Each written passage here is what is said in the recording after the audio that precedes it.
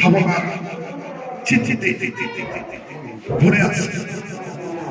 মনের স্মরণের নাম মধুর মধুর ধাম, যুগল বিলাস স্মৃতি সার, সাহিত্য শাসনে বিয়ার এই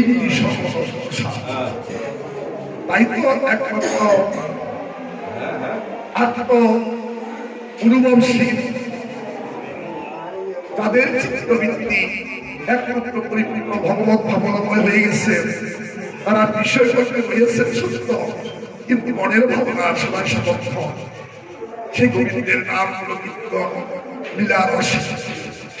কৃষ্ণ নাম, কৃষ্ণ গুণ, কৃষ্ণ রূপ, কৃষ্ণ লীলা বৃন্দ সকলেই কৃষ্ণ সমর্থিত। তাই তো ভাগবত আমাদের এই দুর্লভ বিশ্বজর ধন্য করতে হবে। যখনই আমরা মায়াময়ী কাম কামনার জন্য সংসার জগৎ থেকে চিত্রবৃত্তিকে সম্পূর্ণরূপে ভগবত ভাবনায় স্থির